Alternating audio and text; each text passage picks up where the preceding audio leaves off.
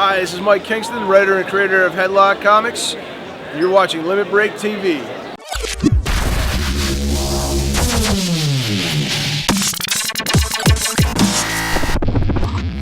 How did you first get into comics? So, I've been a wrestling fan and a comic book fan since I was 8 years old. And there were never any good wrestling comics. It was Undertaker fighting demons, it was Kevin Nash's Mad Max, and it was just never anything about actual wrestling. So, I eventually came to the conclusion they were never going to make the comic I wanted to read, so I made my own. And so I made Headlocked, which is a story of a kid who's a theater major in college who falls in love with wrestling. He quits school, and it's his journey through the wrestling business. So we're sort of examining the craft of wrestling through the eyes of a performance artist, but at the same time, sort of he's navigating like the underbelly of the business, so it gives it that sort of cable drama feel.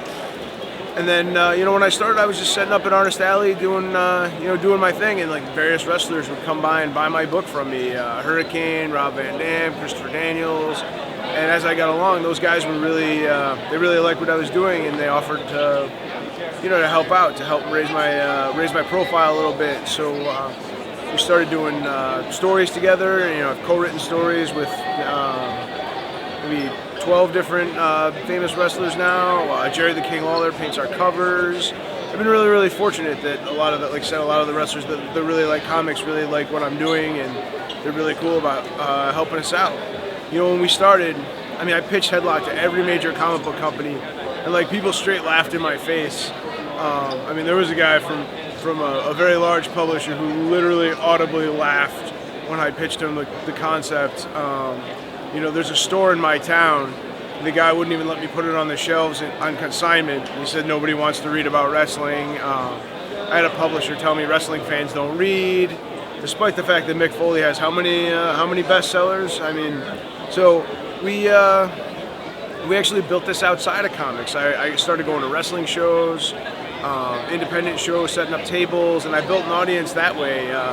Using my social media, using wrestling fans, and we built this fan base outside of comics. I sell my books through a couple of different wrestling retailers, and then on my website. For our last book, we would have been number 23 in the world, had we put our books through Diamond. So, but to a lot of people, we still don't exist in comics, and that's cool. I'm very happy with how we've come and what we've built, and I've got celebrities running forwards for me: Ron Funches, Judah Friedlander, Josh Barnett. It's been really cool. So, I'm really proud of what we built, and I think that people who like wrestling, people who like cable dramas, I think there's a little something for everybody. I try to write it so anybody can understand what's going on. You don't have to know wrestling; you just have to know it's oiled up, hairless dudes pretending to hit each other. And if you know that. And if you didn't know that, I just told you. You can check out the book and you can enjoy this good coming of age story, and watch this kid sort of come of age in the Wild West. So you can find us on the internet, headlockedcomic.com, Facebook, Twitter, all that stuff. So pretty easy to find. So come check us out, man. I think you'll dig what you see. All right, cool. What do you think is the driving What is about wrestling and comics that you think meld together in a good little family like you've got? Well, I think so. On the surface, I think you have larger than life characters, colorful costumes, good versus evil, and those things I think sort of are a natural view. But then also I think what's interesting about it is they're both almost exactly the same sort of business models. So you have wrestling is sort of dominated by WWE, and you have comics is dominated by superheroes.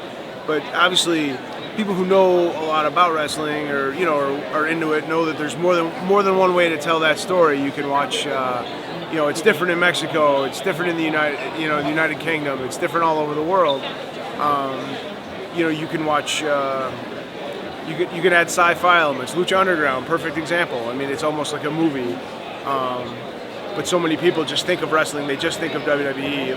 To them, WWE is synonymous with wrestling. It's the same with comics. The Avengers isn't a comic book movie, it's a superhero movie.